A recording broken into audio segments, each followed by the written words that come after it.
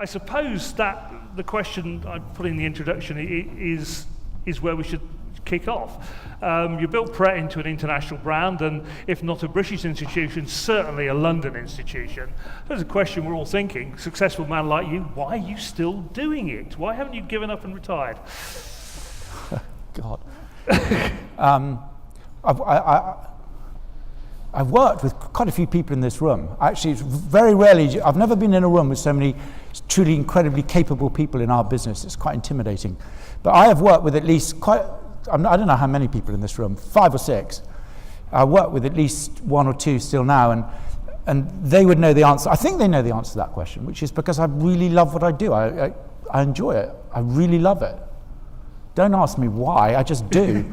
Because it's endless. It's got such enormous, you can make change, you know? But changing, but what are the bits you want to change then? What well, is it I don't about know. the eating and drinking out market? Well, Everything. Let's go back to Pret. You know, where did Pret come from? Because it has changed things, and it still sets. I mean, I said to you earlier, I was in a Pret early this morning round the corner. It does what it says on the tin. It still works. But what gave you the idea for Pret, you and Sinclair, back those years ago, back in the late 80s? Well, I think in those days, for those of us here who remember whenever it was, 1986, it was difficult to eat anything half decent for £3. It was difficult, even harder to be served by someone who seemed to really care, who seemed to take pride. And that, because I was not from the industry, I didn't know anything about the industry, I was naive, I thought that maybe I could do something, maybe with the right help, I could do something to make a difference, to make it better. So stupidly, I that's what I thought, and I didn't. It was a very tricky. It was a disaster, for God's sake. It was really years of incredible failure, absolute appalling failure. And you know, I can't even add up. I failed my Maths O-level again and again. So I found. Do you know how I found my partner, Sinclair? I was at college. I was at Central Westminster University. It is now. In those days, it wasn't that. It was a polytechnic. And anyway, I was so bad, but I put a note in the pigeonhole of all 56 students saying, student has been very ill and has missed 2 years and needed to photocopy 2 years' notes, because I was never there. And I got lots of people saying, yeah, 50 quid, 20 quid, 20 quid. And I got one guy who said, you can have my notes for 50, but for 250, I guarantee you'll get through. So he was my man. I called him up. Yeah. He was unbelievable. And so then this man has helped you got through a lot of things. No, but then years later, then he left. We both left the university, and he got me through. Yeah. And a couple of years later, I called him, or maybe a year and a half later. He got a very good job. Needless to say, I hadn't. And I offered him. I said, look, come and work.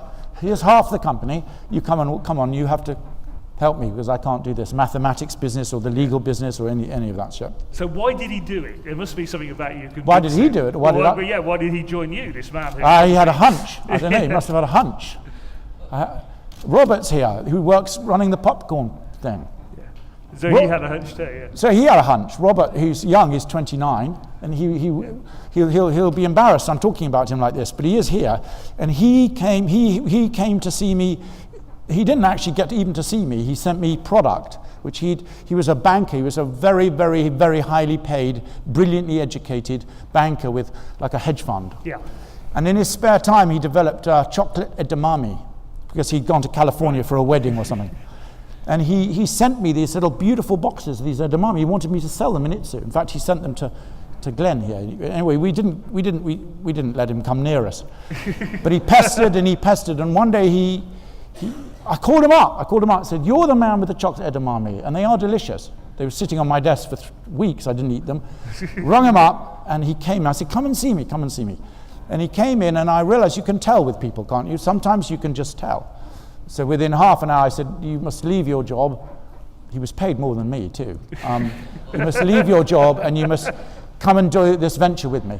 And he did. And you can have how much of the company do you want? And I think we just agreed it there and then. And he left his job, and now he's taken it from, I don't know, 300 grand to 20 million or something in 3 years, 4 years. Let's talk about that, because it's not just a popcorn company. You're doing he does lots of things. We do lots of things. Yeah. So why did you want to get into that then? Because Oh, well, popcorn, because that was easy. My years ago in Pret, a funny chap came to see me. Popcorn started selling very well in Pret a Manger. I didn't quite know why, but it did. And one day the supplier, he closed up shop. He just said he said he was going back home to Morocco, and that was it. He didn't want to make popcorn anymore. So suddenly I had to make it myself. So I did. Needs must. Yeah. Needs must. Yeah. And then I realized you could do, like everything in life, you can maybe do different flavors, and you can do this, and then you go to the popcorn factory and you realize they're quite dysfunctional, so you move to a better one, and that's life, Yeah. So what is your role in the new company then? Oh, it's quite, which company? The well, grocery company? Let's talk about popcorn at the moment, because we. I'm allowed to do product development on Wednesdays. Sounds like day release. Between 10 and 11. I'm not asked at any meetings. Yeah. I don't get to see the accounts. What else am I allowed to do? There's Christmas presents for everyone. Yeah. But basically food development. So you do the food development. Food development and the vision. We sit once a week where I'm allowed to, and then we talk about what we perhaps could do. It is vision then, that's what it comes back to. Vision. Because that's what you've got, you've had all along. You've had a vision, you've had an ambition, and you've pushed it no matter what's been thrown at you. I mean, we go back to the Pret thing, you said it was a lot of numbers of disasters, and this perseverance and vision comes through with you. Do you need that in this? Well, it's interesting. I can't find this DNA. I think Thomasina's right. I think really great businesses, they decide what it is they're going to do, and hopefully, if you're really, really smart, you decide what it is you're going to do and you stick to it. Unfortunately, that's never worked out particularly well. Well, actually, usually what I do is decide what I'm going to do, and then I screw around with it for 10 years, and then I come back to what I was going to do at the beginning. But with Pret, it was terribly, very, very difficult. It really was, because I didn't know what I was doing half the time, and we really learned the hard way. But how do you get on? Because now Pret is about freshness. It's about quality sandwiches. Something which the British have been laughed at for years. And all of a sudden, Pret's changed all that. How did you get that? Was it just that vision, determination to provide better food for people? It's about efficiency more than anything. It's about understanding what it is lots and lots of us want, which is we don't want our time wasted. We don't want to stand in queues, and we don't want to eat processed crap really, and that's what Pret was there to try and deal with. We want to be served by people who are clearly proud and engaged. Well, that's an extremely difficult, as you all know, thing to achieve, verging on impossible. But providing you never give up, I think there are things you do. Or there are lots of things you shouldn't do, as we all know, the mistakes. The food, that was preservative free. It had to be fresh. It had to be thin. Listen, it does astound me the way it seems very powerful, the way it's grown. I mean, it is incredibly powerful what's happened to it. How much are you involved with Pret now? I'm still involved. We sold 66% of the company, and I have a share, but not much. But I love many of the people who work there. I'm involved in it. Because what is it, 350 sites or something? Yeah, 400 around soon. The globe. Yeah. Including 67 now in the United States, because that looked like that wasn't going to happen. And it's a bit of a story that when you went to the States, Manhattan was not the best of areas, as it were, for you. But actually now you are part of US way of life. Yeah, I think you've got to be quite tenacious. I mean, there are a lot of very tenacious people in this room. And I think to break through from losing a lot of money at the very early stages of New York to now being successful there was quite a challenge. What did you learn? I mean, it's advice for everybody here. There's a lot of people actually looking to go international. You just learn all the same things we spend our whole life learning, most of which we ignore, and then go on and make the same mistake and just. It's impossible. How much time do you have? It's. I think with ITSU we won't make so many of the same mistakes. That's exciting. You've learned that. So definitely. So when you started with ITSU, because ITSU has been around, as you say, a time. It's gone through different incarnations. It started more of a traditional sushi restaurant. It's not now. It's more value for money, but healthy food. I mean, how did you get to where you are now with ITSU, and where's it going to go? I don't know where it'll go. I'd like it to take on nothing. We're opening a site in a couple of weeks, an enormous site next to Charing Cross Station, and it's right next door to McDonald's. I think one of one of the first, one of the early, very early, very important McDonald's, just by Charing Cross Station. And we've taken this beautiful, really, it's a corner property I've wanted for 25 years. For 25 years we've been trying to get it, and suddenly, at last we got it. Now, we trade next to McDonald's in quite a number of places. And that, I find that a really, it's like, that's a good war. I love that.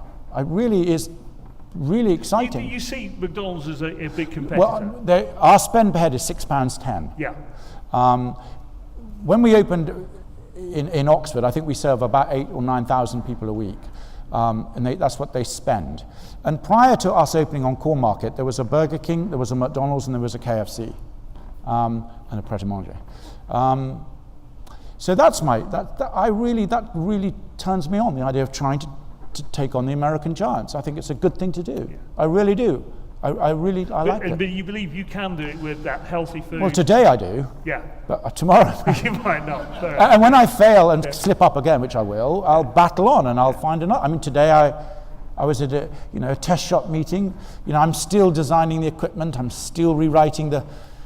I mean, I worked for years with people here. They know how obsessive I am. And today, my day today was really no different from my day of 20 years ago, which is a bit depressing, perhaps. But I like it. I like it. Yeah. I like it. I said to the girl today, someone I work with on this introduction to Itsu, I said, I said to her, who wrote this crap? Why are we still putting this out? It's shocking. And she said, you wrote it 3 years ago. But why? And I just said, never mind that. We live and learn. Come on, let's write it better. And so we set about writing it better, and we were very happy at the end of the meeting. Ultimate self-criticism there. Let's have a look though. Let's have some questions from the floor. Was it Robin? Did you want one on it? Robin. Where were those hands up earlier? It was you. Can you just wait for the mic to come? No, microphone down here for Mr. Rowland, and then we'll take the other ones as well. This is going to be very awkward, considering you've just gone into America. Yeah, it's very unfair, isn't it? You're on the stage and I'm not. I would like to know a bit more about Itsu in America, because I'm spending a lot of time in America looking at that market. And I think it's an opportunity to take on the big American giants who are in that kind of QSR, but not very good food. I'm just interested, how's that going to pan out, do you think? Are you going to go in aggressively into New York? I mean, we read about it, that's all I know so far. Well, because of Pret, we have quite an infrastructure there, and I've learned a huge amount about trading in America and the difficulties and what makes it practically impossible. So I feel I've kind of lived through this for a few years now. I think Itsu will go into America with three completely different formats. None of them, by the way, will have conveyor belts, and none will be restaurants. They will all trying to be $8 a head. So a very different market to you. But whether or not it'll work, I don't know. I mean, it'll probably not work, and then somehow my team and I will make it work. We'll just battle until it does work. It's got to work in the end. People still have to eat. Is that interesting? I should ask you a question. Is that encouragement enough, Robin? Yeah. No, I think it's great. I wish you very best of success. I think it's great news if it works. People don't want to eat bad food. People, on the whole, they really just don't. How do you? I mean, obviously, famously, you were tied up with McDonald's. Yeah. Was that, do you want to talk about experience? What did you learn from that? It was definitely a learning. It was a learning curve. Yeah. Well, I was young, and I was so impressed that I wanted to understand how you could open and build infrastructures and open in countries, and I was totally in awe of what they'd managed to do, and I thought that if I spent time with them, they'd open up boxes of tricks and they'd tell me everything. But actually, that's just not the way it works. In fact, it teaches you a lot of other things, which is Thomasina's point again, the DNA of a business. McDonald's is. Do you know that the head of McDonald's at the time, he had a huge gold ring, the biggest thing I've ever seen with M, the arches on. And then I looked around, this was in Oakbrook, they all had the ring. And they'd all been there for 30 years, these people. In fact, they kept on dying. But they all had the ring. So what you learn is, okay, after 2 or 3 years, I realized I was not going to learn a lot from them, sadly. But I went in hoping. Yeah. Right, some more questions there. There's one right at the back there. There's a microphone coming your way now behind you. Yeah, Thank there you. we go. Hi, I'm Ashton, and I am from America, so I want to put you on the spot here briefly.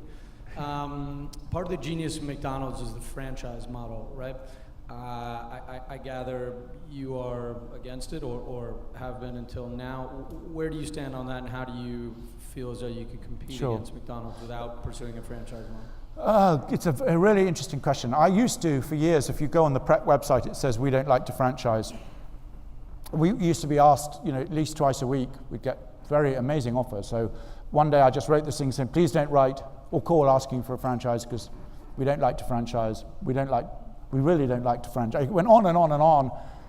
And actually, what's interesting, I don't feel the same way so much anymore. What I really have understood is that if your business is really, truly beautifully run, and if the components fit together like the inside of a really beautifully made Swiss watch, I think you probably can franchise. And do you feel? In other words, I think it's not true to say. The Four Seasons is almost a franchise, isn't it? I don't know, but so what I'm doing now is I spend a lot of my time really trying to understand and rewrite the way we process and do our business at Itsu. In other words, that I tend to spend a lot of my time on the things no one else can be bothered to do. And if it that looks makes as any though sense. you've got the model. Well, I believe if I do my work properly, and if my team support me, we will have something which is pretty well engineered. So we could let a franchisee operate it if the franchisee was right, if the franchisee we thought had the right kind of background or whatever. I don't know. Cool. I'll meet you for a beer later. Thanks. Yeah. There's another hand over there. Hi, good afternoon, Julian. Jonathan Doughty from Coverpoint JLL. France. A lot of people are looking at France at the moment. They can go one way, west, or they can go into Europe. Can you share some of your experiences, given that I spent 25 minutes in one of your stores in Paris at Le Quatre-Temps last week, and it was unbelievably mobbed? Would just like to know some of the experiences that go with that. Well, it's quite interesting one, isn't it? Why did we open in Hong Kong before France? I can't really answer that question. France, I think the labor laws in France make trading for us and a lot of people very, very difficult. Really, really difficult. So there seems to be the customers, a huge amount of customers, as you said, yeah. The shops are unbelievable. We have 12 stores there, and they're unbelievably busy.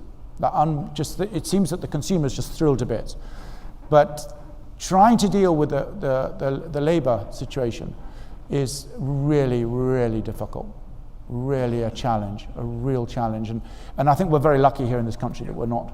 And and those of us from a great many countries aren't facing what the employers are facing over there. It's crazy. Because actually, let's talk about people. Because obviously, people and how you treat people in Pret has become pretty legendary. Particularly the way that staff recruit staff. I mean, how did that come about, and how important is that? Because it's probably one of the things that this industry has probably learnt much as anything from Pret. I think I was lucky, starting with 1 and then 2 and then 3 stores. By the time I got to the 5th, I realized that the ambiance, the dynamic of the team was staggeringly important to the quality of the product and the quality of the business, actually. And so somehow I had to try and understand what made it tick and what was causing the problems. And that's one of the things we did. Yeah, that's one of many things we did. We got the system where we pay people to work in the store and they work all day, and then at 4 o'clock everyone votes whether they want them or not. That dealt with the one particular issue of a particular manager. No, I won't go into the details, but it's a very good story, I know. Personally. No, it's a true story. That we had one store where we had a really very good, dynamic manager. He was Algerian, actually, and he was quite good at dealing with me. And he used to take me aside, and then he'd present me to his team, and they were always from Sweden, and they were always blonde, and they changed quite a lot. But for some reason, he made a big fuss of them and me. And I always quite enjoyed going there, but the business, I promise you this, his business didn't really perform very, very well. And when you went to that store when he didn't know you were coming, it was a depressing and sad affair. It really was. It was rotten. And what we realized, of course, is it just doesn't work. But you know, giving a young man like that a huge amount of power over people's lives, locking them in a room and saying, and God knows what he did. But anyway, the fact of the matter is, it was from that moment on, I realized, hold on, we've got to get some democracy in this process. This is crazy. It doesn't work. It wouldn't work for Goldman Sachs, and it wouldn't work for a lot of us here, but it definitely works as a way of introducing people to the company, I think. And do you use that in ITSU as well? Yeah, we do, yeah. And the other thing about Pret is the community thing and the charity stuff, you know, giving food away to the homeless. How important is that for the Pret brand? Well, it started because we didn't want to sell the leftovers. Yeah. It started because it was criminal to throw away food which everyone had worked so hard to make. Yeah. And it, you know, so Sinclair and I, we used to take it to in those days under the arches, and we'd give it away. And that became, when we had 3 stores, it was too much. So then we got a van, because in those days fair share didn't exist and no one would pick it up. And then it just went on and on and on and on. And over, you know, Pret we've managed to promote, the company is run by a tremendous amount of people who started like I did, you know, then. And I don't know, there's a very giving culture there. I mean, it really is very powerful. It's a very powerful culture, that company. Yeah. Very, very, very powerful. They give millions and millions away. Millions. So having done all this disaster you talked about, what is it that, you know, is there one thing you were particularly proud of that you've done, whether it, you know, Pret or ITSU? Do you look back with pride about anything you've done? That's an impossible question to answer. I'm really very proud of the people who've risen up and run the businesses better than I ever could. I'm really makes me practically weep with joy when you see a kid with often not a great education, who runs the team of people with such genuine warmth and tenacity and with such vision. And we see this all the time in our business. It's mind-boggling. I mean, I think it's really hard to look after and nurture a team of 25 people in a very busy store. I think these people have to be psychiatrists. They've got to be business managers. We ask a lot of these of people who work for us, and many of them, I just think it's remarkable how disciplined they are. So that makes me really proud when I see how well some of them are doing. That makes me absolutely overjoyed with pride. Actually, that does. Yeah. Excellent. Julian Metcalf, thank you for your passion and your enthusiasm for this business. And there we go. Thank you so much. Quite right. Okay.